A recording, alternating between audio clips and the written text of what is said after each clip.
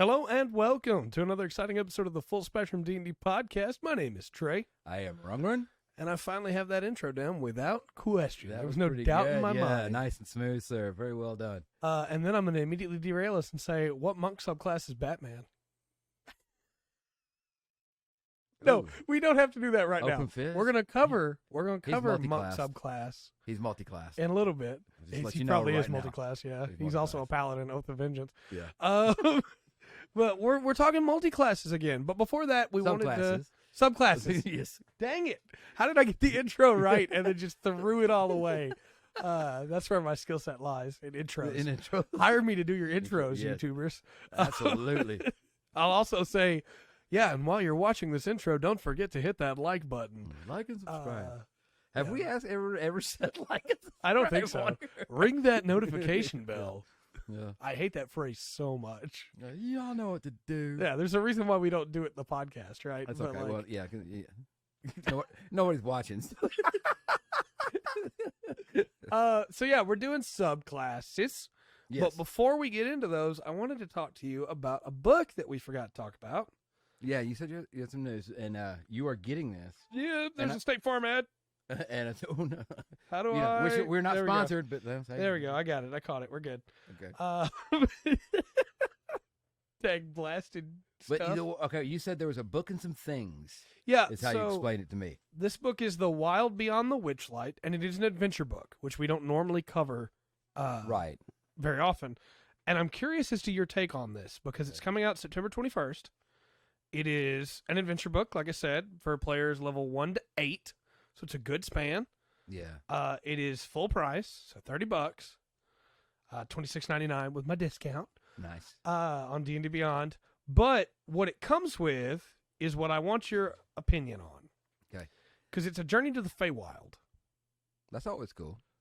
So you get the full like background stuff for the Feywild, Right. and you get 2 new races for players. That's cool. The fairy and the Herongon, which is the humanoid rabbits. Mm. Not very often. Normally, adventure books come with magic items, right, or monsters. They don't normally come with playable races. Yeah. So I'm torn on this because on the one hand, I think this is cool, and if you Right. just want the races, Yeah. once the book is out, you can just buy the races. Yeah. But I also think it's a weird thing to put in this book. Okay. Well, I don't know what other book they would come with though. true. So it also Well, comes with new backgrounds, Phalos and Witchlight Hand for characters. So is this an adventure book that's going to have basically some stuff to? It's going to have a spattering of stuff to add to your own world. Pretty much, it seems to be, and it also it is an adventure into an area that isn't covered in any other book, right? Yeah. So it is a brand new setting almost to be able to use in the Feywild. If you Yeah. wanted to use the Feywild before this, you kind of had to make it up, right? Yeah. Well, Yeah. There's no definite law or rule or Mhm. any kind of really the blurb in the Dungeon Master's Guide. Yeah. I think you might get something in there about It's it. pretty scant. It's not a Yeah. lot. You also, with this, you get a map of the Witchlight Carnival and Prismere, the Feywild Domain of Delight, which also references, the stuff with Ravenloft that has happened. Mm. So, some cross tie in there. Yeah. And you also get some pre-made characters like Warduke, Strongheart, and Kalek. Yeah. So you have some great options there for characters that people know from various different things from the Forgotten Realms over the years. Yeah. And their big selling point for this, and they have this as one of the bullet points, is it's an easy to drop adventure into any campaign you have running on D&D Beyond. So I think that is absolutely what they're going for, is this book is easy to drop into your world. This is just the Feywild in a book. And so it's the first adventure book that I've bought in Yeah. a long time. Yeah. Partially because I want those races for my players to be able to use, but Yeah. also because, It's not interesting. Yeah, I'd really like to see what they do with those. yes, I'm very make them- interested. And how deep do they go into the lore of because we say it was not much, right? Right. That we get, but then again, for some classic D&D players that, or people that have just started and have a Right. background in, like religion or Mythology, literature, things like that. If you say the Feywild, they're going to think, well, I can run, Midsummer's Night's Dream. I can do, they're going to have stuff to pull from. Yeah, the Fey King's Court and so Oberyn and Titania and Puck and absolutely. You're going to have all that set.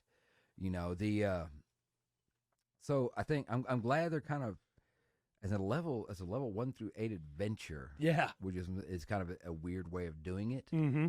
In my mind, but I'm glad it's something that they're putting out there for sure. Yeah, I agree, and I think now's the time to do it after all the stuff with Ravenloft. Yeah, because it does tie in a really good way to that stuff. Yeah, and it's also like the anti-Ravenloft. Yeah, too. Absolutely. And I don't mean that it is. It is a good place. Yeah, but it's also horrifying. Yeah, it's not. That's not. Yeah. I don't know how to explain. I would rather be stuck. I think I'd rather be stuck in the Feywild than anywhere in Ravenloft, no doubt. Absolutely. But the end result is usually not going to be for the travelers through. That's there, right. It's not going to be very. That's right. And be careful the water you drink.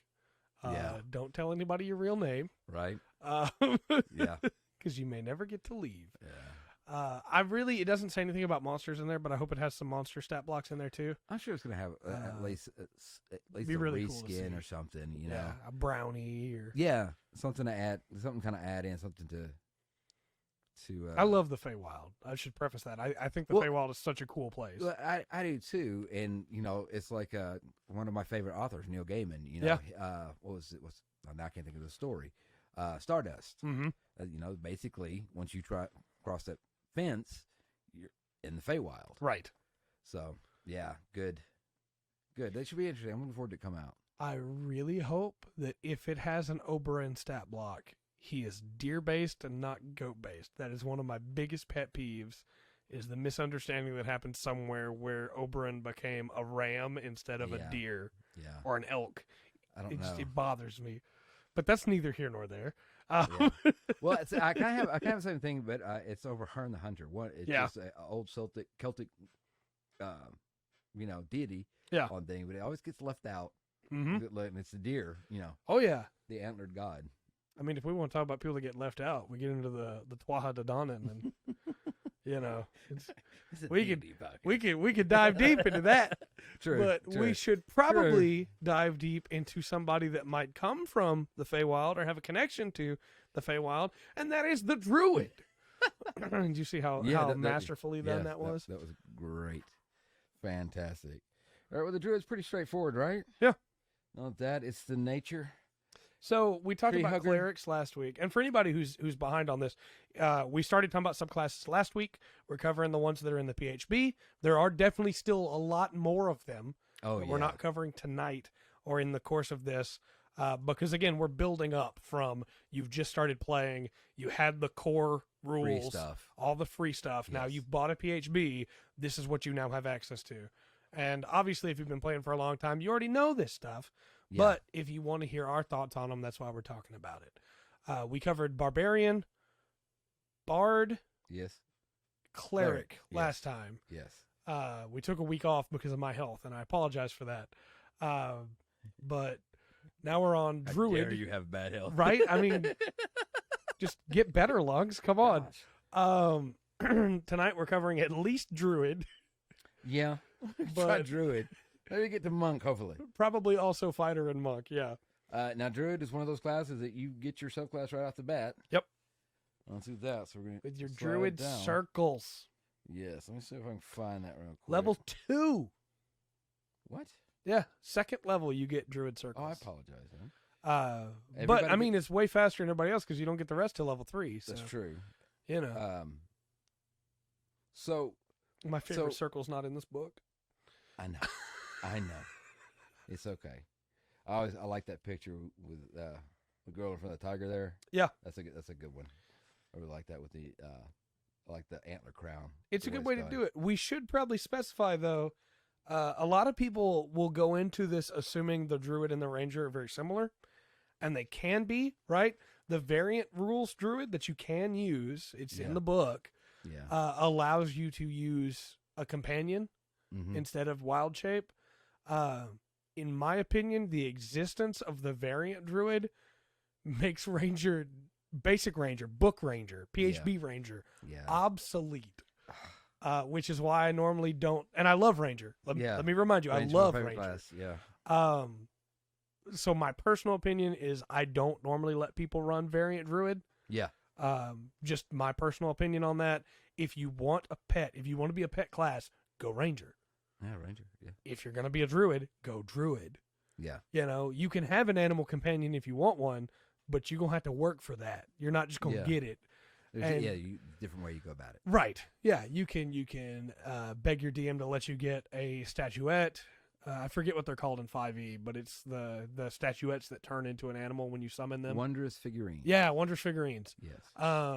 You could find familiar. You could befriend a wild animal and bring it with you. There's a lot of options for that, but I don't like variant druid myself. I don't enjoy either. it. I don't either because the druid, the ranger. I don't know. It's a simple thing. Yeah. The ranger goes alongside nature. Yes. The druid is nature. Right. In a way. So it just doesn't. It doesn't make sense for me that the druid would have a pet. I get why it's there. Yeah. But no. Just if you're a new DM and you're wondering, well, should I allow? Like my player's asking, should I allow him to be a variant druid? Yeah. Personally, no. Yeah.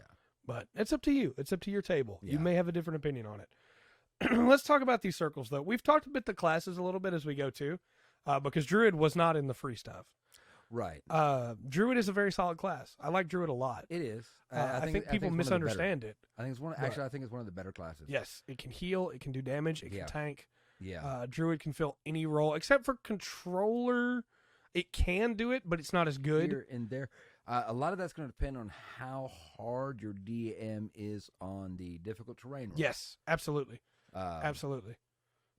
If that's something that gets forgotten about, or not Right. thought about a lot in the campaign and dealt with a lot, the druid's probably not going to be that good a controller. If it is something that's on the mind constantly, Right. you're dealing with, you're doing a very hardcore game, then it's got a little bit of control. I also don't think a druid is a jack of all trades per se, whereas like a bard is a Swiss Army knife, right? Yeah. I think the druid instead it's good at the role, no matter which of the roles you give it. Yeah. But you really want to focus on what that role is. Yeah. You don't want to try and mix it up. Right. If you take healing spells, for instance, to be a backup healer for your party, and wild shape as a tank, that's great. You can't cast those healing spells while you're a bear. Until much later. Right. Not until much later. Yeah. If you take all your best spells for damage, you're not going to be healing, Yeah. So it's a great class, and it absolutely, I think, is very beginner friendly because you can do whatever of the three you want to do. Yeah. But you can't do all three at once. Right. And I see people sometimes make that mistake of going, well, I'm a druid. Yeah. I can do anything. Yeah. So, you can, but you kind of need to focus one down. Right. So, okay. Let's get into it, I guess. I should stop beating around the bush. No. I was going to ask one thing. What's it, because we've said what makes a barbarian a barbarian. Right. Okay, so what makes a druid a druud? I think Is it wild shape? I think it is the wild shape. I think it is. I think it's because druidic is nice, right? The language. Yeah. The druid craft and cantrips that you get with druids. Yes. Druid craft is a great cantrip. You get some really solid cantrips. But I think the wild shape is what sets it apart. If I'm not mistaken, Druidcraft is used quite a bit in the last campaign. Was it not? Absolutely. Druidcraft is great. Up until I think the last time you used it, y'all were 17th level. Mm-hmm. Yeah, it is a great cantrip. But what separates it to me from the other casters is that wild shape. The fact that you can go, hey, I got hit. I don't have a lot of hit points. Yeah. So now I'm going to transform into a rhino. Right. And I now have its hit points. Yeah. And so I'm good. Yeah. And I can burn, when those are gone, I don't die. Right. I change back to I my just druid. go back to me. Yeah. Do that. So, having said that, wild shape, the ability to change into different animals is what the heart of the druid. And the bane of DMs everywhere. Got to come up with a list. Yep. And so, well, look, I will say this: the folks I've had that played druid, when it comes to wild, they didn't just blurt out, "Hey, I'm turning into this." Right. They've come to it like, "Hey, what have I seen? Yeah. What can I do? Absolutely. Because that's the caveat to Wild Shape. Hey, it's going to be something that you've seen. Mm-hmm. If you've never been near the ocean, you cannot turn into a shark. Right. But so everything kind of, and it's a little bit different because we're barbarian. Everything revolves around rage. Yes. And go through that. But with even though Wild Shape is what makes the druid really, there's only one subclass that really takes advantage. That's of that. right. Everything else kind of differentiates. And so as we go through, start with the starting subclass though is the Circle of the Land. Yes. Mystics and sages who safeguard ancient knowledge and rights through vast oral tradition. Druids meet within sacred circles of trees or standing stones. These are kind of what you think of when you think of Hermeticism. Yeah. It's the old druidic style, old faith. Yeah. Yeah. I do want to mention here, I said earlier druid is a great starting class for people. I think it is. I don't think Circle of the Land is. Yeah. Because of this table. This table of, hey, which land are you? Are you Arctic, coast, desert, forest, grassland, mountain, swamp, or Underdark? Because I think we mentioned it being the DM's Bane, right? You need to pick one that fits for the campaign. Right. So you need to know more about the campaign than anybody else at the table needs to know, really, except maybe a ranger.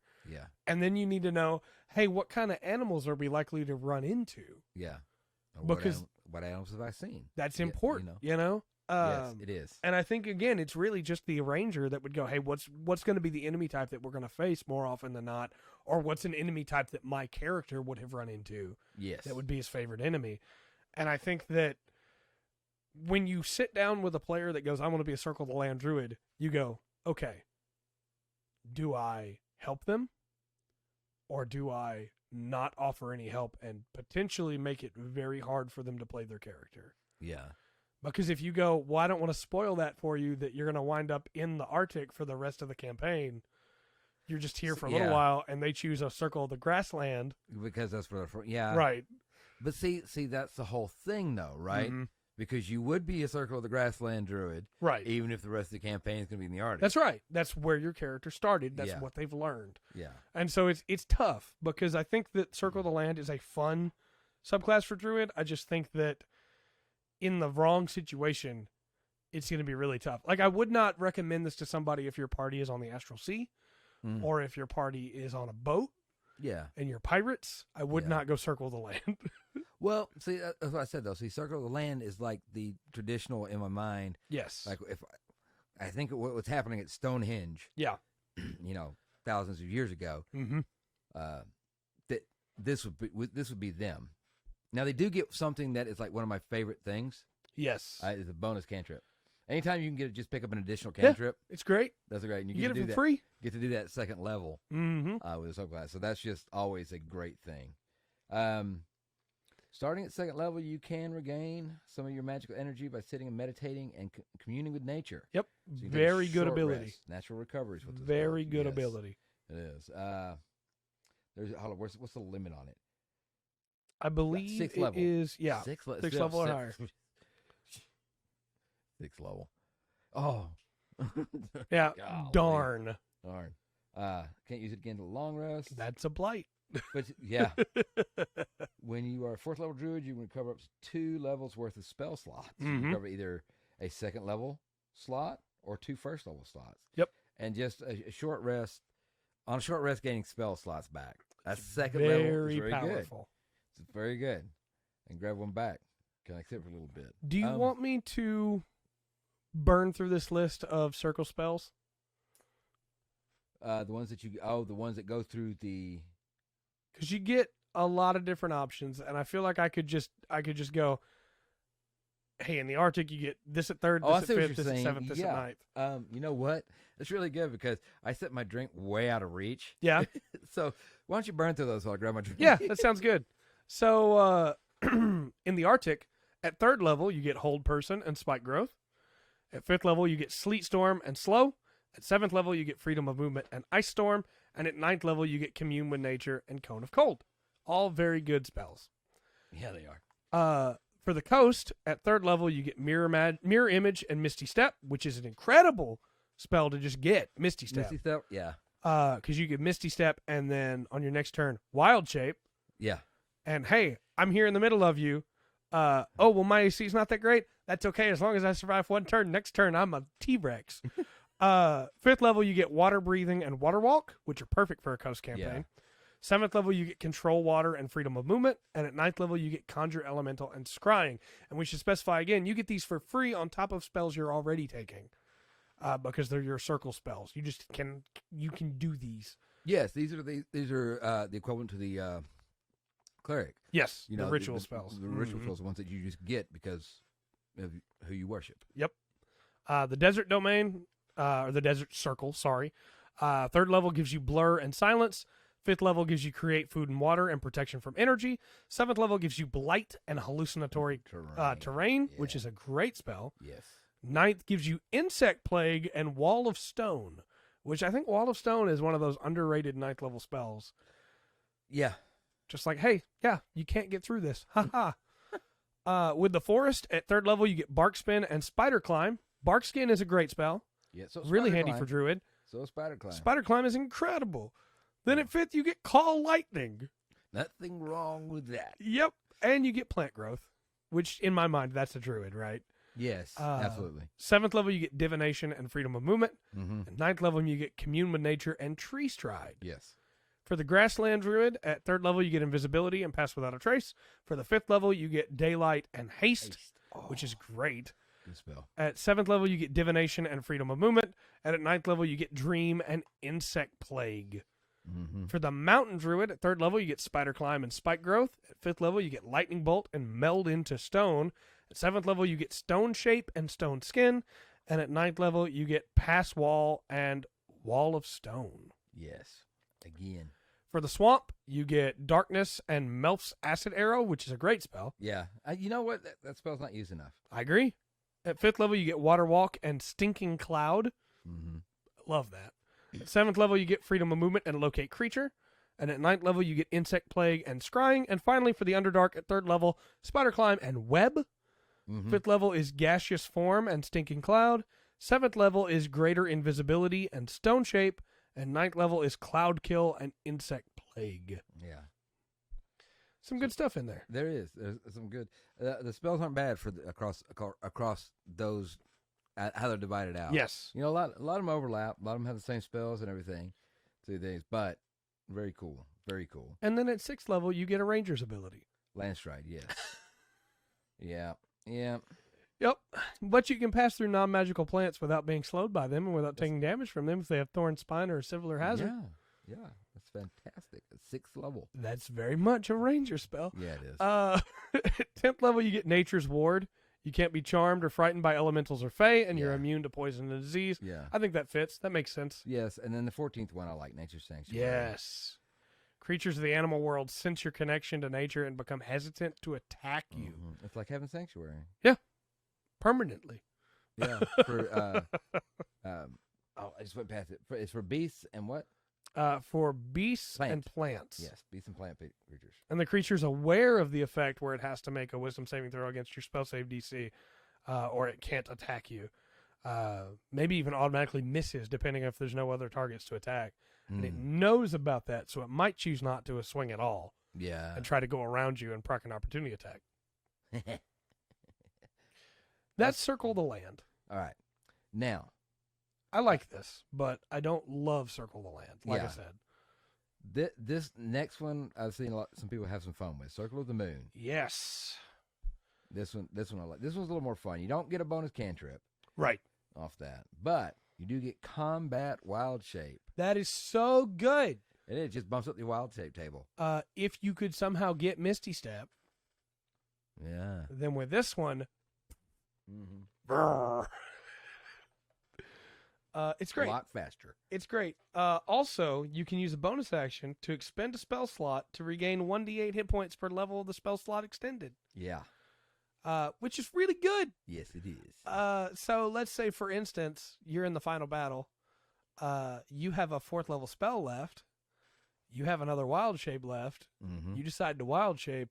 You're rolling 4d8 for hit points back. Yeah. That's really good. It's handy. It's really nice. It is. I think the Circle of the Moon. It's not, like I said, none of the circles in this book are my favorite circle. Right.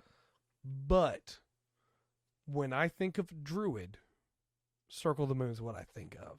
Well, if I want to play a druid, this is kind of this one pops up for me a lot. Yeah. As a fun one, because of circle forms. Yes. Right here, which is the heart of this subclass. Yep. Because your wild shape is definitely dealt with the heart of the subclass. Yes. This is what you're going to be concentrating on. This is what you're going to be doing. Mm-hmm.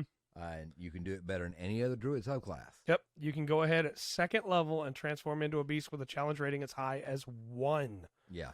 Which means you skip all the quarter, half, yes, just straight to a 1, which makes you much more stout. Well, not only that, you get the flying earlier. Mm-hmm. You can become a flying creature earlier. Beast shape as a start 6th level. At 6th level, you get the ability to go up to a level 2, challenge rating 2, because it's your high is your druid level divided by 3. There it is. Yes. Yep. And that means that just gets better when you become level 9. Yeah. Well, I guess level 8. 8. Yeah. You challenge level 4. Yeah, because you round down. Yes, you would be. Oh, it's divided by 3. Sorry, so 9 would be 3. So 9 12 would would be 4.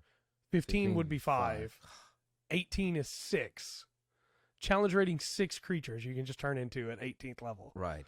That's nuts. And how many times can you do it by then? How many wild shapes do you have? Oh, I think you have like 6. Oh my gosh. Let me double check. See, I like that you get the Primal Strike at 6th level too. Yes. That way you, in your beast form, you're doing magical attacks. You're hitting stuff. Do that. Your druid level determines the beast you can transform into for a number of hours equal to... You can use the feature twice, so you don't get more. Okay. Yeah, so that's still pretty decent though. Yes, it is. Yeah, like a Beulah, yeah, for instance, is a challenge rating 4, I think. Yeah. That's nuts. And you just stand there and take the hits until that form do as much damage as you can, so that form gone. Yeah. Like you said, yeah. I'm a T-Rex now with 248 hit points. I may not hit for anything, but they're going to attack the T-Rex. Yes. I brought up the Primal Strike. You get that at 6th level. Elemental Wild Shape. Yes. Like that's just cool. Yes, it is. At 10th level, you can turn into one of the elementals. That's air, earth, fire, water. Pick one. You have to spend both of your you spend both your wild shape points, but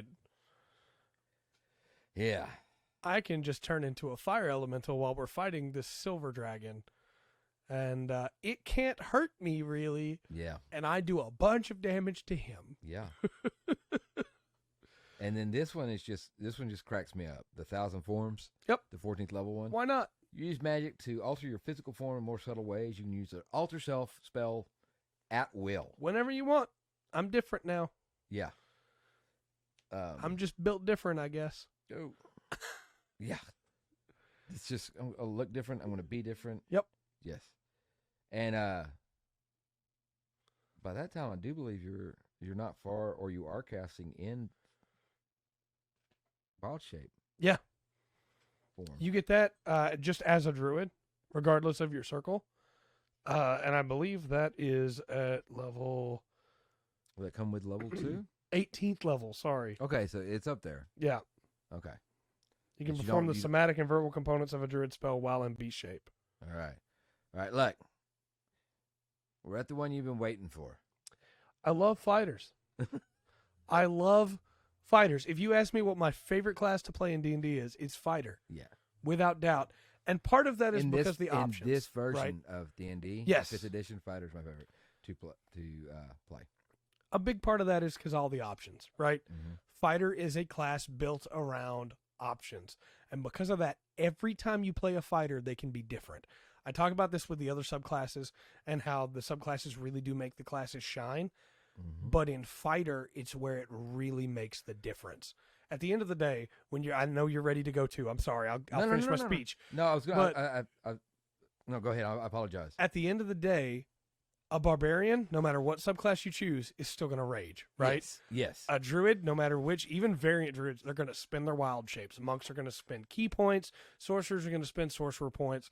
Wizards are going to wish that they had been able to cast without having to learn magic through a book. Right. They're all going to have that thing that they do. Rogues are going to sneak attack, right? Yes. But every time you play a fighter, you are playing something different. Yeah. And it means that... Well, it's so simple to make it different because all you got to do is pick up a different weapon. That's right. It's a completely different class in a crazy way that I kind of wish some of the others were too. Yeah. And don't get me wrong, they all have their cool features, right? I'm not trying to say they don't, but those cool features don't change the class as much as a different fighter archetype does. Yeah. Because it is drastically different. You go, well, you're still just a fighter running up and hitting things a bunch of times. Yes but no. How are you doing it? Yeah. Because you could take a fighter with a bow. Mm-hmm. A fighter with a bow Yes. with all those shots is really cool. Yep. Especially if you take sharpshooter Yes. and you're just... Yeah. Yes. It's You nice. get a magic quiver that makes it where you don't have to count arrows and you're Yes. just firing away. Now we had done under the free stuff. Yes. Two of these, there was 3 classes in the PHB. Yes. 2 of these we have already discussed. We've discussed the champion. Yep. Which is hit stuff as hard as you can. Yep. You get the bonus criticals. Mm-hmm. We're going through that, and then we talk about Eldritch Knight, which is the casting class. It's a strange class to me. Yeah. I like it. I think I like Echo Knight more. It's it's a fighter wizard. Yeah, but I mean it's like a fighter quarter wizard. Yeah, absolutely. You know. I think that's why Echo Knight shines more, but we're not talking about Echo Knight tonight. No. And I would urge you, if you like what we talk about with fighter tonight, look up those other fighter subclasses. Oh yeah. Because they're all so cool. Arcane Archer is one of my favorites. Arcane Archer, I didn't bring it up earlier when I wanted to with the bow. Yeah. Because we didn't have it in this book. But Right. Arcane Archer is so cool. Yeah. I love Cavalier. I love Samurai. Yeah. Fighter has some really cool subclasses. But the one we're going to talk about tonight is the Battlemaster. One you've had a little bit of experience with. Yeah, I got Lately. 10 levels out of this. Battlemaster is weird. It's very different. Again, like we said, fighter archetypes change the class completely. Yeah. This adds a whole new resource called superiority die, and you gain superiority die as you level, and they become better as you level. Well, you get to the dice become better. You get Yeah. you go from 8 to 10 to 12. They start at a 6, and then 6. become an 8, and then become a 10. Okay. I think they start at a 6 anyway. Now double check. This class always comes, or this subclass always comes back to maneuvers. Yep. Which you. I'm sorry, use. they do start at 8s, but they eventually become 12s. Right. 8. Yeah. 8, 10, 12s. Mm-hmm. And then. You have your own maneuver save for these that is separate. Yeah. Each maneuver. There's a chart down below that. Yep. As you pick your maneuvers from. 8 plus prof plus either strength or dex mod. Yeah. And these are really cool, right? What makes them so cool to me is that you get a list of them, and unlike spells, like not every class can change their spells at rest, but most of them can, right? Yeah. You don't get to change these. These are things you know. Yeah. And if your DM's nice, you can trade one that doesn't help the party like I did. But yeah, these are just things that you know, things you have learned over the course of your experience. And as you level, you get new ones. And I don't know if you want me to go into all of them because there's a lot, but I feel like we at least need to touch on them. Before we do that, let's go through, because the maneuvers are your spell slots, your inspiration die, so to speak, to go through. They kind of work on that, right?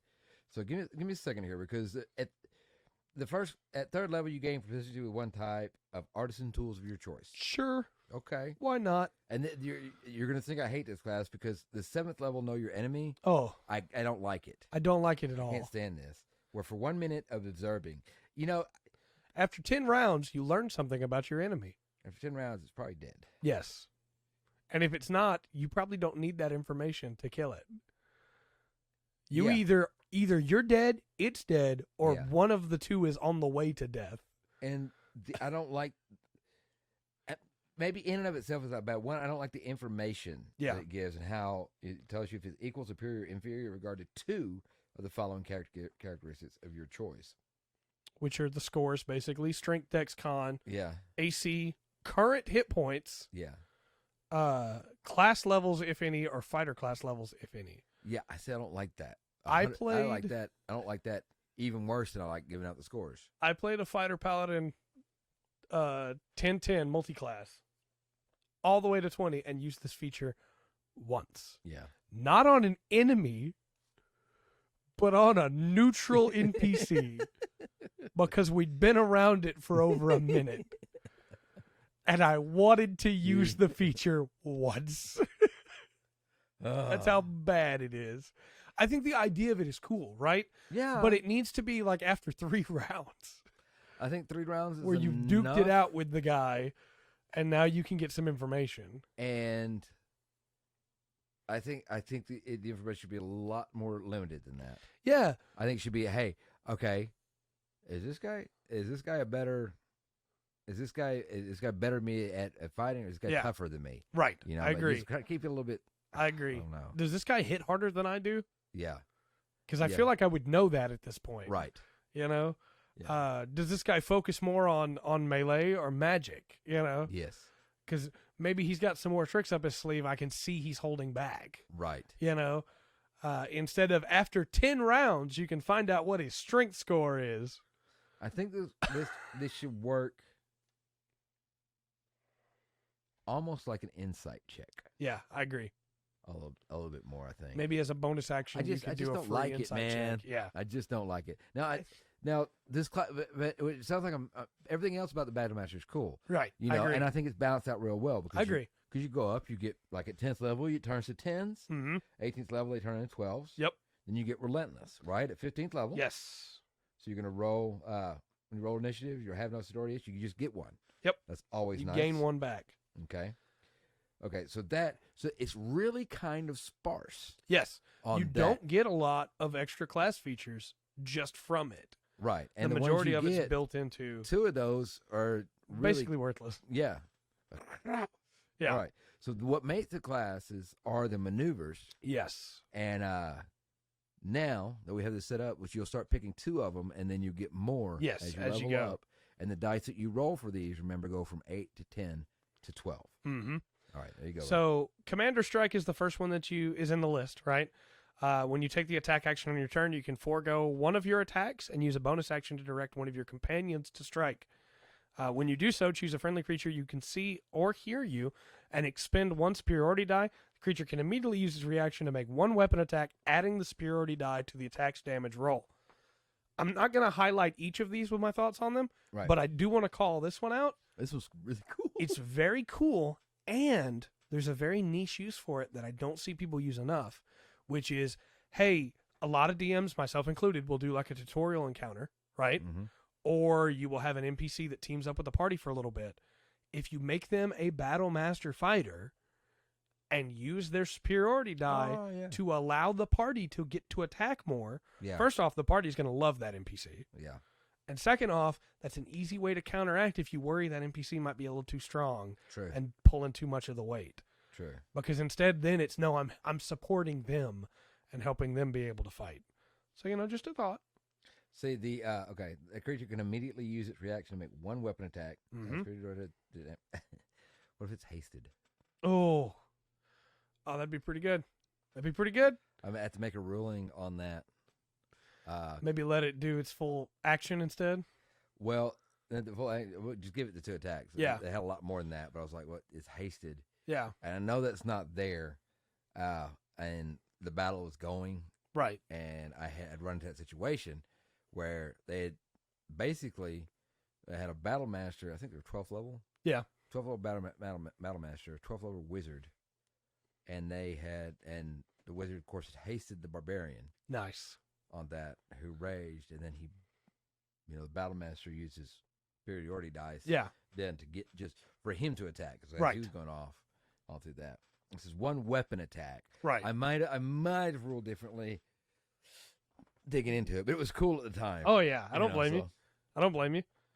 Next up, we have Disarming Attack. Definitely some uses for this. Yeah. When you hit a creature with a weapon attack, you can expend 1 superiority die to attempt to disarm the target, forcing it to drop 1 item of your choice that it's holding. Again, not going to dig too deep into all these, but the ability to disarm somebody. Pretty cool. Yeah, there are various good uses for that, right? Mm-hmm. Distracting Strike is one that I used a lot Yeah. Because it's very good. When you hit a creature with a weapon attack, you can expend one superiority die to distract the creature, giving your allies an opening. Yes. You add the superiority die to the attack's damage roll. The next attack roll against the target by an attacker other than you has advantage. The attack is made before the start of your next turn. Now, I should call this out. Used to, in the first edition of 5th edition, which means in my book, Yeah. it causes the attacker to have disadvantage when attacking someone other than you. Yeah. It's not that way anymore. No, take it out. And so we had the first, I guess it was the first 4 times I used it, that we did it based on my book. And then we figured out, that's not right. That's not how that works. Yeah. Well, yeah, because we were flipping through at the beginning, yes. Instead, it gives them advantage, everybody else against them. Yeah. But it's a cool ability still for it sure. Is a good one. And if you have a rogue, very nice. Very good.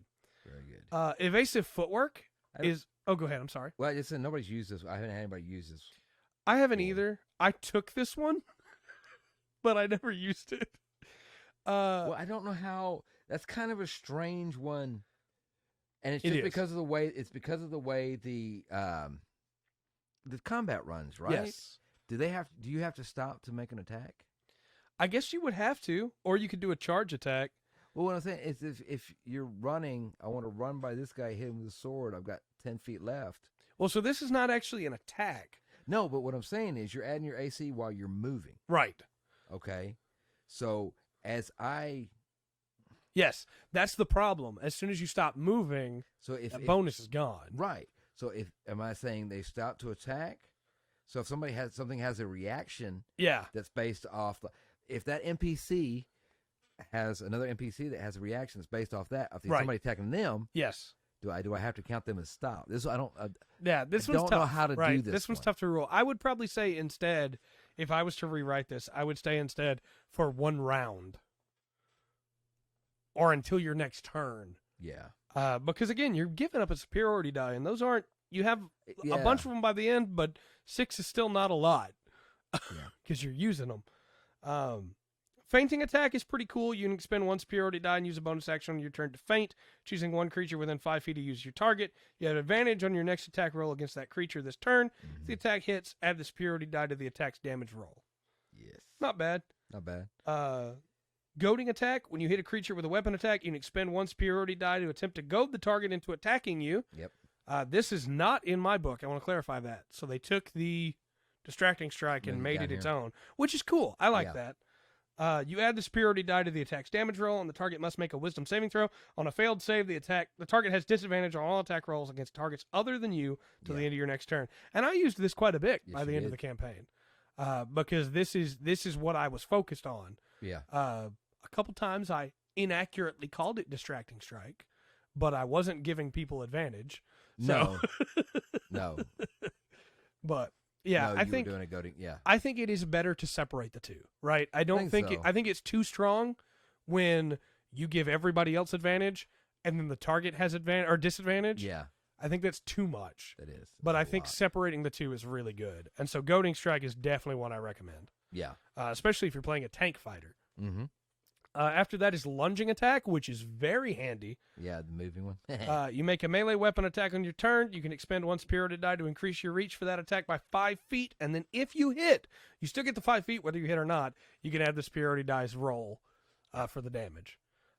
Very helpful for flying creatures. Mm-hmm. Maneuvering attack is also really cool. When you hit a creature with a weapon attack, you can expend 1 superiority die to maneuver one of your comrades into a more advantageous position. And you get to add it to the attack's damage roll, of course. But you have to choose somebody that can see or hear you, again. You also have to choose somebody that has a reaction left. Yep. But still very cool. The ability to go, hey, you need to move around. Yeah. So they can flank and get advantage. Yes. Menacing attack is okay. When you hit a creature with a weapon attack, you can expend 1 superiority die to attempt to frighten the target. Yeah. You add the superiority die to the attack's damage roll. You don't get to add it to the frighten. Right. Like it doesn't detract from their wisdom saving throw. No. Which I think would make this way more useful if it was like a hex. Because as it is, if you hit, great, you get to do the damage. But if you don't hit, you've wasted the superiority die and it's nothing. Yeah. Parry is pretty cool. When another creature damages you with a melee attack, you can use your reaction to expend 1 superiority die to reduce the damage by the number you roll on the superiority die, plus your dex mod. Mm-hmm. The only change I would do to this is because you get to choose with your superiority die if you want it to be strength or dex based. Yeah. Is that I would let it be strength or dex based, not just dex based. Okay. I get why it is because it's a parry. Right. But I feel like if you are a strength based fighter, you want to use your strength mod. You don't want to use your dex mod. That's true. So that's the only change I would make to parry to make it a little bit better. Yeah, I think so. Of course, then again, if I'm in full plate armor, yeah, this is probably something I wouldn't worry about taking now. Yeah, I agree. So I'd say a C. If I'm a dex fighter, this would definitely be good. Yeah, this would be excellent. Yeah, it does it does take it away from the strength fighter though. Yeah. Yeah. I like this next one too. Precision attack is very cool, yeah. When you make a weapon attack roll against a creature, you can expend 1 superiority die to add it to the roll. You can use this maneuver before or after making the attack roll, but before any effects of the attack are applied. So it's just, hey, yeah, I want to hit and do a bunch of damage. Yeah. And I can add it before or after the attack roll, so I get to choose. Yes. Pushing attack I used a lot. Yeah. It's very good. You can expend 1 superiority die to attempt to drive the target back. You add the superiority die to the attack's damage roll. If the target is large or smaller, it must make a strength saving throw. On a failed save, you push the target up to 15 feet away from you. 15 feet's a lot. You know, you did use that a lot, but you weren't the one that almost killed 2 of the members of the party by pushing them off. So that wasn't That's you, right. That wasn't me. Yeah, okay. But yeah, you did use this. If you're on a situation where pushing somebody, not just pushing them off a cliff, right? Though that's cool. Yeah. Pushing them off a roof is also cool. But if you want to push them away from a fragile party member, you can do that, and then you can move in between, right? Yep. If you want to push them closer to a meat grinder of party members, you can do that. Yeah.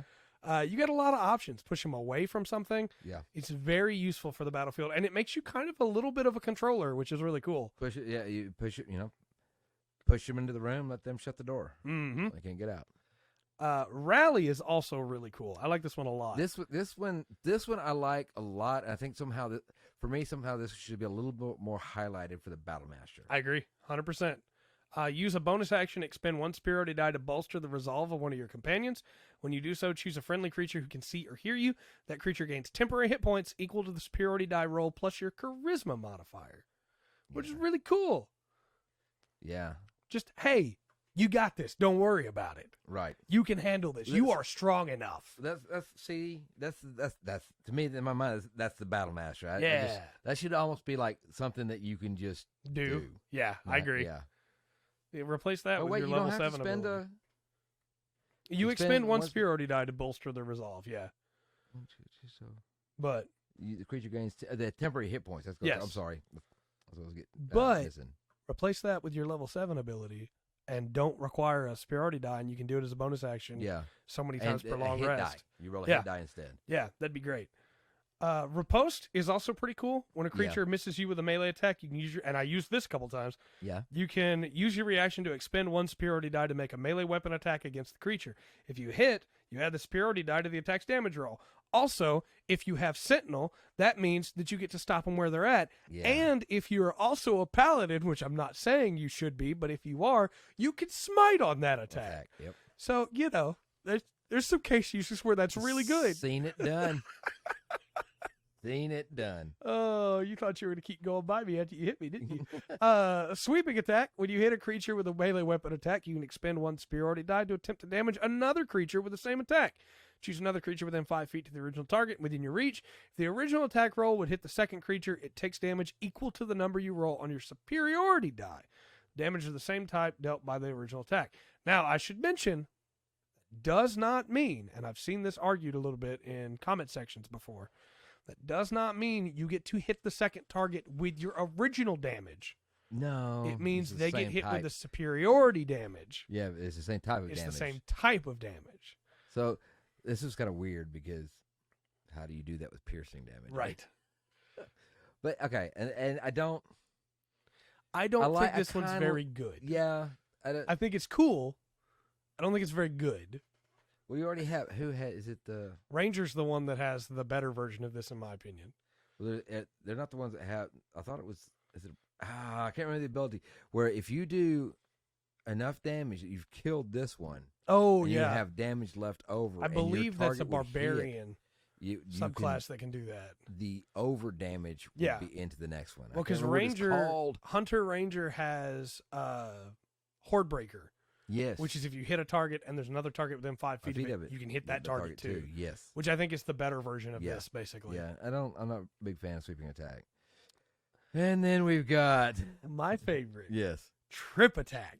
Yeah. When you hit a creature with a weapon attack, you can expend a superiority die to attempt to knock the target down. You add the superiority die to the attack's damage roll, and if the target's large or smaller, it must make a strength saving throw. Mm-hmm. On a failed save, you knock the target prone. It's good. Yep. Anything that'll put a target prone. Yep. Is good. You can just do that, and then the rest of your party can come beat it up. Yeah. It's very good. Yeah, I use tripping attacks all the time. Yeah. Your only problem is if they're large or... Yeah. It doesn't say this in the book, but as a DM, if your creature has, and you did this at one point so I wouldn't be able to trip something, and I don't blame you at all. If your creature has 3 legs...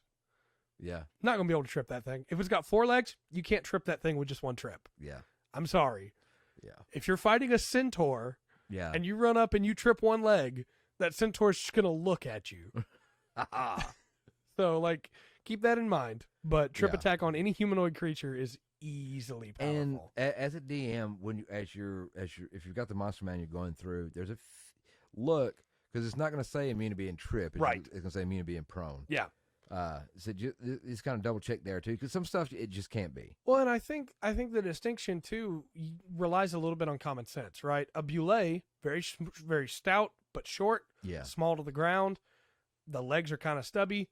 Yeah. If you trip one of those, if you pull a leg out from under a Boule, it's gonna hit the ground. Yeah. It's not ready for that. Yeah. But if you pull the leg out from under a rhino, it's gonna gore you. You know, if you try to pull the leg out from under an elephant, you're going to get swatted. Yeah, true. So just, common sense. Just work together. But that's fighter. That's fine. And that's the one you're going to, now, like I said, we've already gone over the Eldritch Knights, which is the next one, which is a casting class. You get cantrip. You don't get a lot of spells. If you like the idea of Eldritch Knight, check out Echo Knight. That's all I'm saying. Yeah. Let's do that. I did. Weapon bond is cool. Yes, I do. It is. I do like agree. That. But I agree. That means we get to go on to the monk. Everybody was kung fu fighting. And the magic that makes a monk has to be key points, right? Yep. Everything is key points. I think the other thing that makes a monk is that they go fast and hit fast a lot. Yeah. Yeah. They're very unique in D&D in the setup of monks. They're so strong early on. They move faster than everybody else. They're harder to kill in a lot of ways than everybody else early on. And they do a lot more damage than you'd expect them to be able to do early on. Right. They do kind of fall off. Yeah. And it's kind of sad because I think the reason they kind of fall off is because there's not a lot of late monk abilities that really utilize key well. No, there's not. And there's a few. Honestly, I think it's just the most noticeable in monk. Yeah. There's a few classes that really do that. And if you all you need to do is the main classes, go look at their 20th level ability. Yeah. And there's look at Ranger. Yeah. It's like the Barbarian one sounds awesome when you're low level. When you're 20th level, having 24 strength and 24 constitution. Yeah. It's not really adding anything. You're a level 20 rogue. You can get expertise and 2 more proficiencies.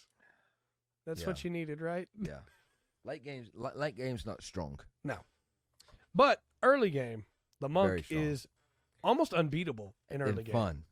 Lots of die. You like rolling dice, play a monk. Yes. They have unarmored defense, which just means their AC is probably going to be better than yours even at level 1. 10 plus dex mod plus wisdom mod. They have their key points, their martial arts. They don't technically get the key points till 2nd level. Yeah. But at first level, you get your martial arts. Yes.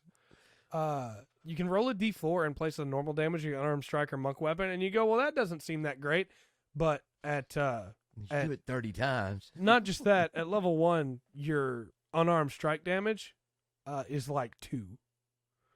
So getting to roll a d4 for that is automatically almost double that, depending. Especially when you can use your dexterity or strength. Yep. Which is very, very good. Yeah. And then when you use an attack action with an unarmed strike or a monk weapon on your turn, you can make one unarmed strike as a bonus action. For free. Yeah. That's not Flurry of Blows. People get that mixed up and think that is Flurry of Blows. Yeah. Flurry of Blows is a different thing we're going to get to in a minute. You just always have at least 2 attacks. Yeah. Which is very, very good. Yes. Do you want to explain Key or should I?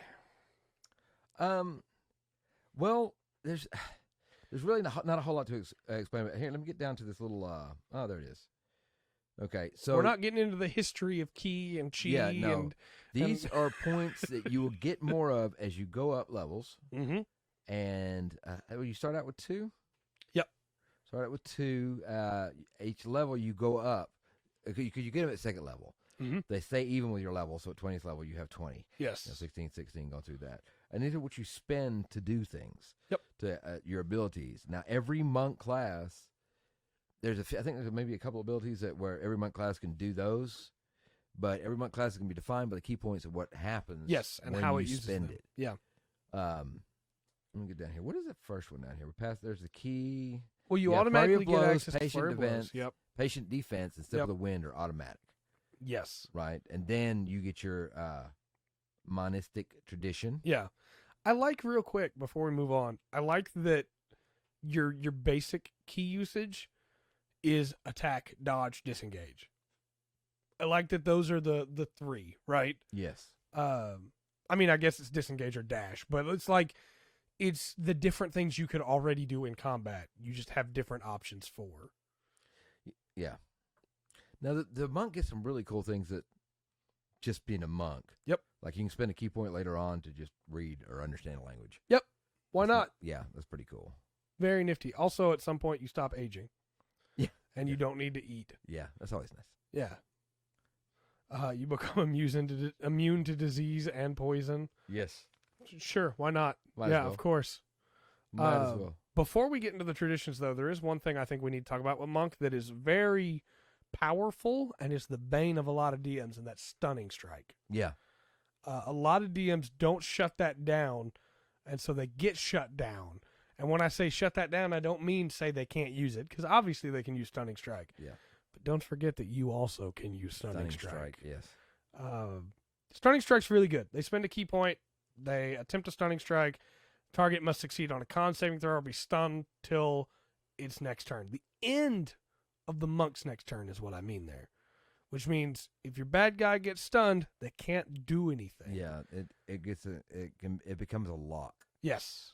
Bad yeah. guy can't run. Bad guy can't fight. Yeah, just bad guy can't heal. Right, just stand there and get beat. He's stunned, and that can be really annoying when you have a big bad guy that you've prepared that just gets stun locked. Yeah. But in that situation, if he's your big bad evil guy, yeah, should probably have some legendary resistances he can burn on that. Yeah. Just saying. Yeah. But that's the last thing I had. I'm sorry. We can get into traditions now. Well, also they can punch ghosts. Yeah. Just, Yeah, that's always cool. Monks are cool. So can Hulk. Yeah. Yeah.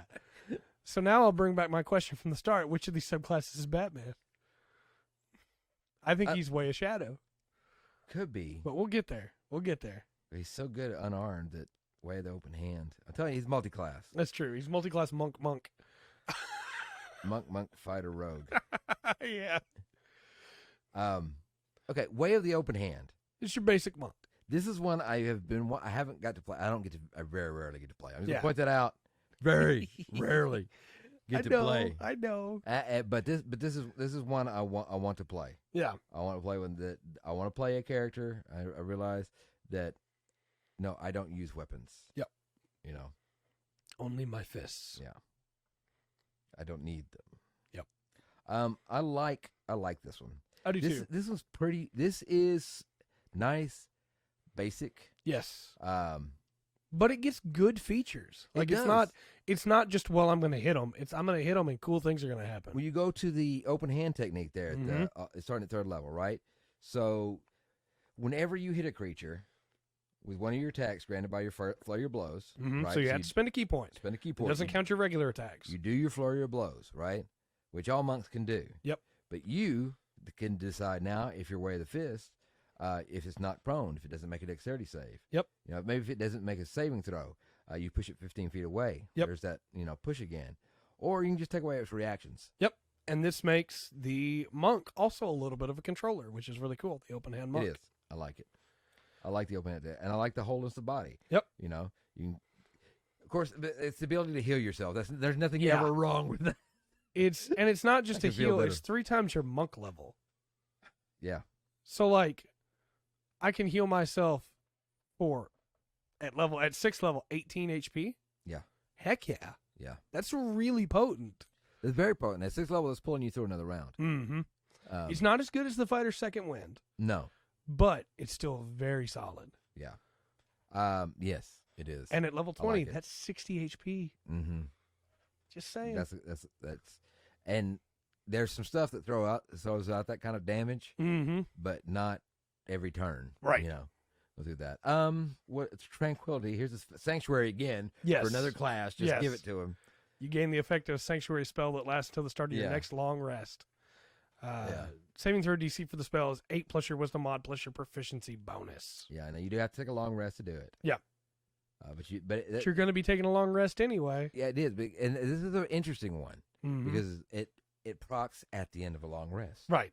I don't know. Has somebody else got something like that? I don't think so. And it lasts until the start of your next long rest. Yeah. So you can just do it every time you long rest. Yeah. There's no reason not to. It's and just not the fact that it lasts a day, that it lasts until your next long rest. Yeah. So if you don't get to rest for a couple days, you still have Sanctuary. You still have this, and if you very good. What is it? Is it a stone you can get? You don't need to eat, sleep, or drink. Yeah. It's like I never get tired. I never have to rest. I guess the only reason to rest then would be to get key points back. But at level 20, you just get 4 back if you have none anyway. So, do you get any back on a short rest? I don't think so. Let me double check while you explain Quivering Palm. Yeah, Quivering Palm. Now this is the Hand of Death, the fabled with the 5-finger death punch. Short or long rest. Yeah. At the end of which you draw all your expended key back into yourself. Yeah. Okay. So you get back, so you never need to take. I'm never taking a long rest again. Yeah, I will short rest and then I will continue meditating. This is the legendary Killing Strike. Yep. You gain the ability to accept lethal vibrations in somebody's body. When you hit a creature with an unarmed strike, you spend 3 key points to start these imperceptible vibrations that last for a number of days equal to your monk level. Yep. Why not?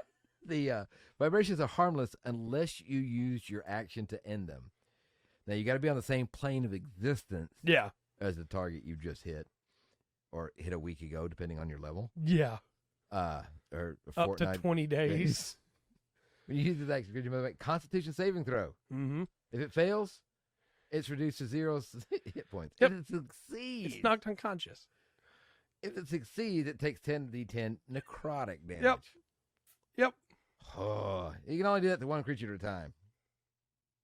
So I want to imagine a game where you have met the big bad, and you have met the big bad and you're 17th level, and it's not time to kill him yet.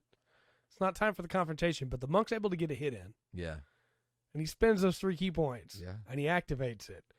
And then he goes, 10d10 might not be enough. So I'm going to wait. And on the 17th day, if I haven't got strong enough to kill you yet, I'm going to try it. Yeah. And then the DM has to make that roll. Yeah. And granted, you're not brought to negative bloodied, right? Yeah. You're just brought to 0. Yeah, but you're unconscious. You're out. You're right. down. And it depends on where the bad guy is at that point. Right. Does he just spend the next 17 days hanging out in his castle, worried, going, hey, if I go down, pick me up. If I fall, pick me up. Just let me know. And then, as the DM, then I would have to roll. Hey, is that minion actually going to pick him up, or is that minion going to stab him while he's down? No, that big bad's going to cast Death and Ward take over every day. control. Well, I mean, yeah, depending on what kind, right? But if he's let's say a barbarian, and he's been leading these people by fear, and then he hits the ground and he's out. Right. Man, I'm just saying that. Yeah. He might get Cicera'd. It is a really, it's kind of a strange ability in D&D. Yeah. because it's hard. Not very often to combat go over multiple days. Right. I don't know that it's be very situational. It's very powerful, but it seems very situational. Yeah. I mean, I guess technically you hit somebody, okay, I end it. Yeah. You know. But you don't have to. The Yeah. psychological torture is there. And if you're not going to activate that, if you're not going to have them wait and sweat it, then why'd you do it?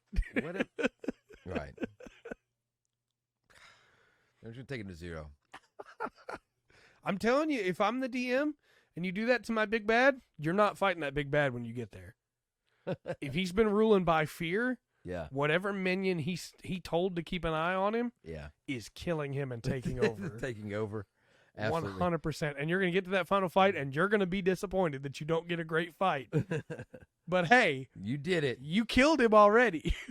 This is one of the cooler classes, Way of Shadow. Yeah, Way of Shadow monks are super cool. You want this one too? Go for it. No. Go ahead. I was going to say this is ninjas. This is assassins. This is This is the rogue of the monks. I like too that this is a monastery. Like they give you the blurb here that's like, hey, these monasteries are more like thieves guilds or assassin groups or ninjas. You know. Yeah. You can use your key points to duplicate the effects of certain spells. So, for instance, you can spend 2 key points to cast Darkness, Dark Vision, Pass Without a Trace, or Silence without providing material components. And you gain Minor Illusion if you don't already have it. That's a good spell. Sure. It's a really, really good spell. Just do it. I'm going to drop a blurb of darkness on here, and then I'm going to go in and kill that guy when nobody can see me do it. Yeah.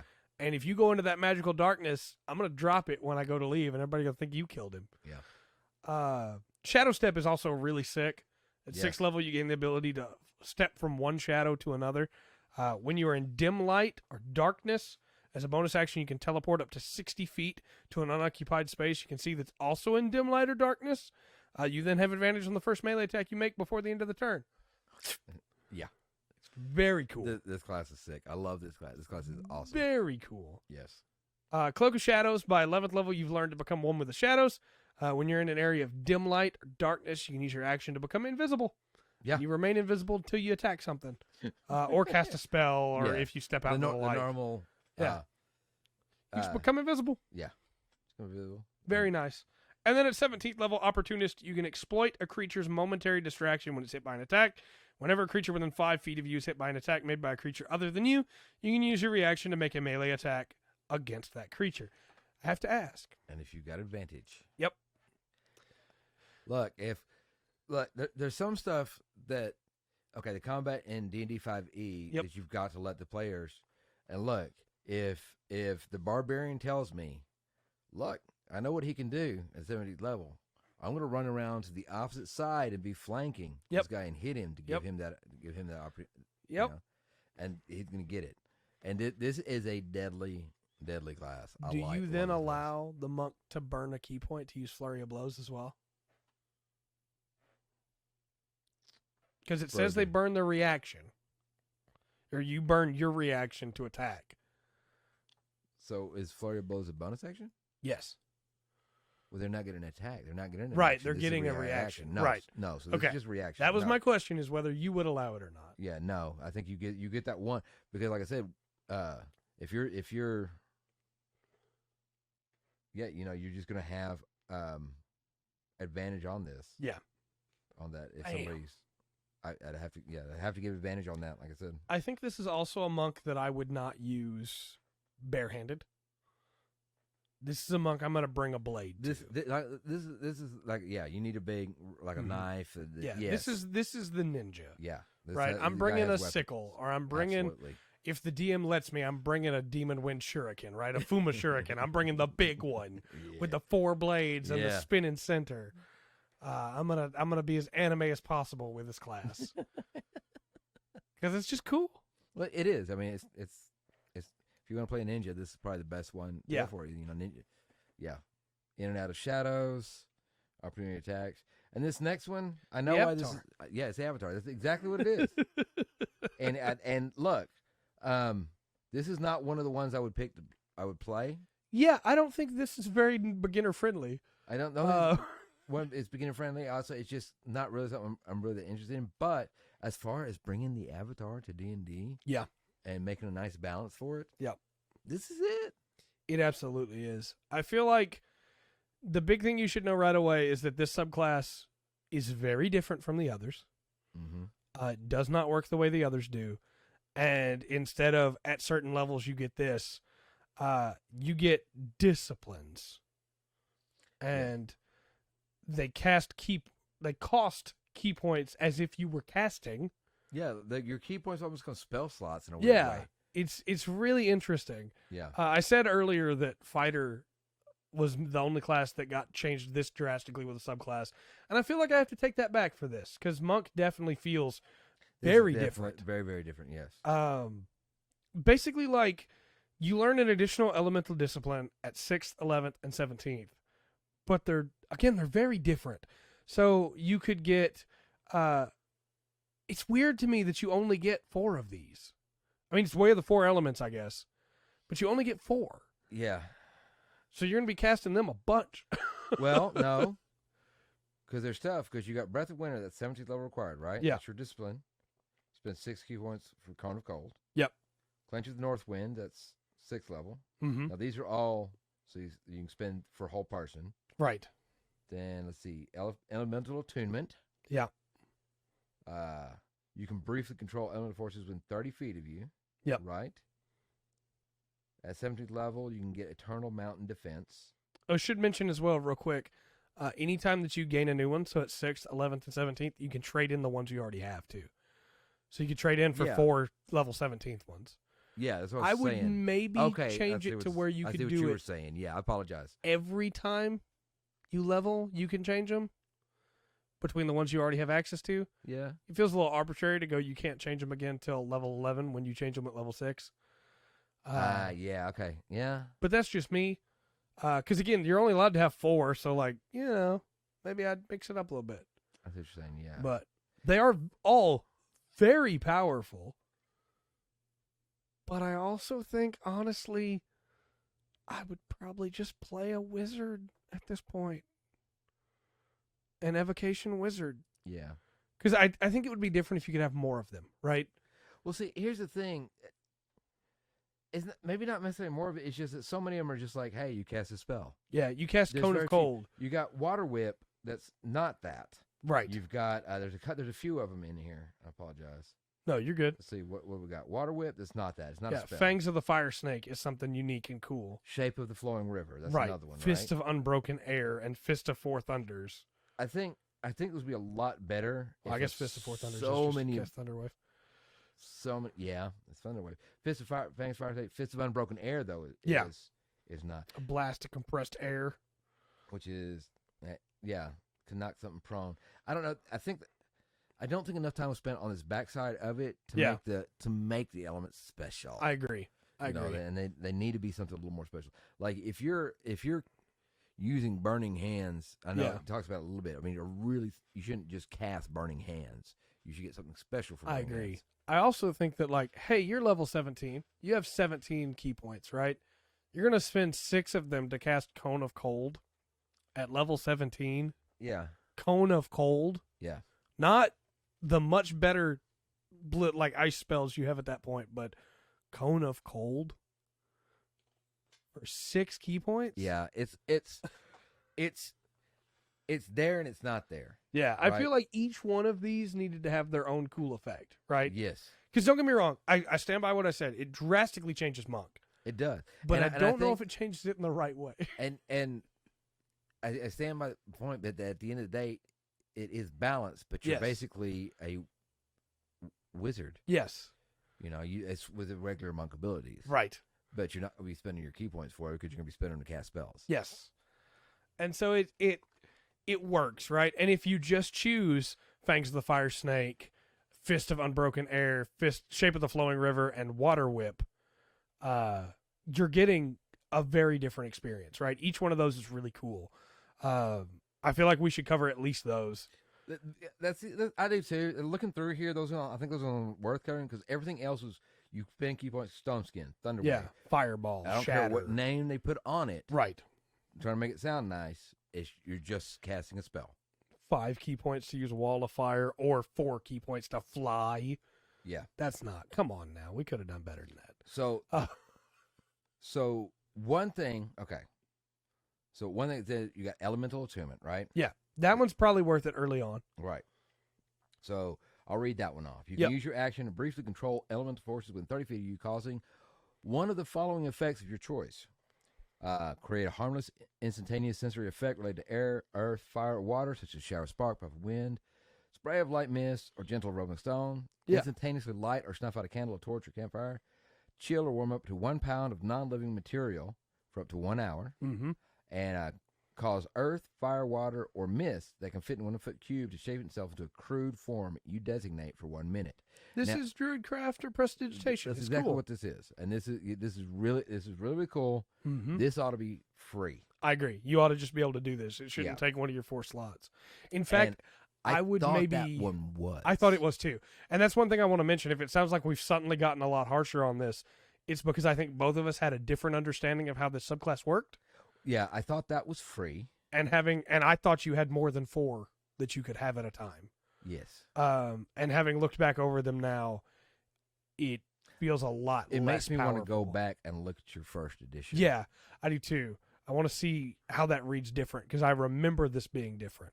I have that in the car, and I don't mind getting it after this recording.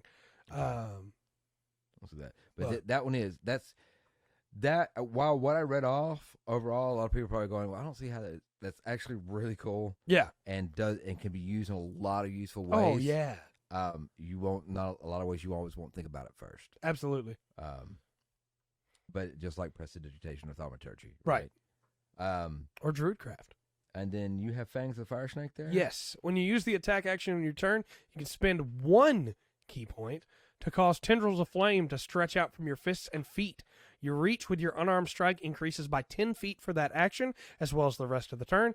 A hit with such an attack deals fire damage instead of bludgeoning damage, and you can, if you spend 1 key point when the attack hits, it also deals an extra 1d10 fire damage. That's cool. That's nifty. That's cool. That is what's it called?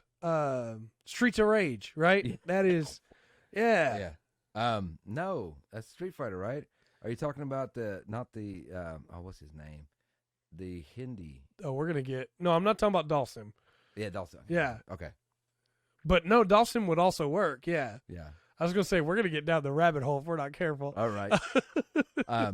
Fist of Unbroken Air. Yes. You can create a blast of compressed air that strikes like a mighty fist. As an action, you can spend 2 key points and choose a creature within 30 feet of you. That creature must make a strength saving throw. On failed saving throw, takes 3d10 bludgeoning damage, plus an extra 1d10 bludgeoning damage for each additional key point you spend. And you can push the creature up to 20 feet away from you and knock it prone. On a successful save, the creature takes half as much damage, and you don't push or knock it prone. I'm imagining you just burn all your key points right there. Yeah, see, that's awesome. Yep, like that. These other spells. I mean, so let's say you cast that at level 20, right? You spend 2 to activate it. You have 18 more. That is at least 21 d10. That's pretty cool. Or at most, I guess, 21 d10. Yeah, but still, most. Heck yeah. Yeah. Shape the Flowing River is really cool as well. As an action, you can spend a key point to choose an area of ice or water no larger than 30 feet on a side within 120 feet of you. You can change water to ice within the area and vice versa, and you can reshape ice in the area in any manner you choose. You may say, well, that doesn't seem that cool. But you can raise or lower the ice elevation, create or fill in a trench, erect or flatten a wall, or form a pillar. The extent of any such changes can exceed half the area's largest dimension. For example, if you affect a 30-foot square, you can create a pillar up to 15 feet high, raise or lower the square's elevation by up to 15 feet, dig a trench up to 15 feet deep, and so on. You can't shape the ice to trap or damage a creature in the area. But for any puzzle situation, we need to figure out a way to get up this cliff. I guess we're all going to have to roll checks to see if we can get up there. Or because there's a river right there or a lake right there, the monk just made ice stairs. Yeah. Well, I realize a lot of military guys, military folk will probably snap. So, like, the ability to just make a 15-foot deep trench. Yep. Very, very good. It's that in itself is very powerful. Mm-hmm. And you may not be able to use it to damage anything, or trap anything. It's very clear there. They don't want you using this to stick stuff in ice. Yeah. But it says a creature. Yeah. It doesn't say anything about a phylactery or a cursed item. Yep. Or if you... An altar. Another example that I thought of is like, hey, you have the heart of a dragon, and now it can't find it, and it owes you a favor because you know where its heart is. Right. You know, there's so many practical applications to that. And then the last one on the list that we're talking about for this is Water Whip. Yep. You spend 2 key points as an action, 2 key points, and you create a whip of water that shoves and pulls a creature to unbalance it. A creature that you see within 30 feet of you must make a dexterity saving throw, so not strength on this one, it's dexterity. Right. On a failsafe, there's your 3d10 bludgeoning damage plus a 1d10 bludgeoning damage. For every key point. And you can either knock it prone or pull it 25 feet closer to you. On a successful save, the creature takes half as much damage, and you don't knock it or... Now, that is pull it or knock it prone. Yeah. The other one is. But that is the dexterity version of the strength one. Yes. And now we have read off 5, and you get to pick 4. Yes. None of the other ones out of there, I don't care... Casting Burning Hands. Why? Yeah. No, I agree. Or Gust of Wind. Yeah, I would take either the 3 that do damage and the one that gives me all the RP options, or the 3 that do damage and the one that lets me freely shape water or ice. Yeah. To me, that's an easy pick out of those, because that subclass is far more underwhelming than I remembered it being. Well, not starting out, right? Not starting out, because starting out, when you take one of these, you really get something. You get 4 right away. You really get something with the Water Whip. Yeah, you really get something with the shape of the Flowing River. I have the ability to push or pull a creature. Yeah. And I think that's what it was. Is I'm thinking about it from lower level, and I thought the Thaumaturgy Prestidigitation was free. Yeah. I did. And if I was to have a monk run this, I might make it free, and let them do the other ones. I think so. Because then it just becomes a cantrip, right? That's just like what it Prestidigitation, just like Druid Calf, just like Thaumaturgy. Don't take up spell slots. That's right. They have their own slot. Yes, and that's what this should be. That's the equivalent of it. It does everything. Yes. Some of the cantrips do. That's right. I 100% And agree. if my player wants to take some of these other ones and burn their key points on it, that's on them. They chose that, right? Yeah, I definitely don't. But I definitely think that one should be free. That first one should be there. Well, they covered 3 more, man. It's also kind of a bummer to end it on, but I don't want to get into Paladin after that. No. But like I said, it's kind of funny though, because coming off Weight of Shadows, which is just phenomenal. Oh yeah, really really cool. And look, you could role play this up, the elements, but man, once you kind of level this up, I wouldn't take this on a long campaign. I agree. Next week we cover Paladin, then Ranger, then Rogue. Well, we got Paladin, Ranger, Rogue. Yeah. We try to get all 3 of those in, which I think we can. Then we're going to have Sorcerer and Warlock and Wizard. That's going to be... that one might have to get broken up. Maybe so. Sorcerer won't be too bad. But Warlock and Wizard. Is going to take a little bit longer. I think and Wizard we went over a couple already. We did, that's right. I think it's going to be interesting to talk about 2 really good classes next week, and then sandwich in the Ranger. Yeah. I love Rangers. I do. And it's just 5e is not Rangers game. No, there's a couple of really cool. I do like. Was it the best Rangers not in here? The Planeswalker, Gloomstrider. Gloomstrider's so good, and it's not in this book. Yeah. And look, the Beastmaster's close. It's a cool idea. It's such a cool idea. I think you should get your proficiency bonus off for that. Right? We'll talk about that next week. Yeah. But if you were to DM for any of the subclasses we talked about tonight, you had a player wanting to play them. Is there anything you would change? We talked about how we would change the the 4 elements to make it more player friendly. Out of any of these we talked about tonight, is there any other ones that stood out to you as like, I would change a lot here? I'm trying to think. Because I think for the most part, all the other ones we talked about were pretty good. I think so. We had a couple little things in Battlemaster that we would have done different when it comes to the level 7 ability, know your enemy. Yeah. Yes. those are kind of weak. But but when you get down to maneuvers, you can get excited about the class. Yes, absolutely. It still has things that are worth. Yeah, to go through. So I don't. Not out of those. I might be a little more lenient on the Circle of Land Druid. Yeah. Instead of going, okay, pick one of these and then pick the spells from it. Say, okay, we're gonna, pick. Go down. Here's your list, and you can pick. These are the spells you get to pick from for your Druid class, not necessarily. Yeah. I also think it's. We mentioned this before, but it's really hard to promise that you're going to be in one type of terrain. Because you never know which way the party's going to go. Right? Yeah. And they don't know what you've got planned, right. where they need to head. And now I say that on the flip side of that, if I got 4 different druids, I'll play in Circle of the Land. Oh, I'll yeah. Be very strict. Yeah. About which each one of you is coming from a different circle. Right. And the players. Or a different land. Right. The players would know that, and also that would probably, if they're doing that, is probably part of the campaign. Yeah, I agree. I agree. It needs to be, so. All right. Well, next week we'll come back with Paladin, Ranger, Rogue. Yes. We got a couple things to talk about with Paladin, because I believe we covered a little bit of Paladin too. Maybe not. Paladin might not have been in that. It might have been Cleric that I'm thinking of. Yeah, I don't think we did Paladin. So we got Paladin, all of them, Ranger, all of them, and some of Rogue. Well, I think we only have one in Rogue, actually. Oh, nice. So that'd be like Fighter, although we spent most of the podcast on Fighter today. Well, Battlemaster is a class that I think is one, misunderstood.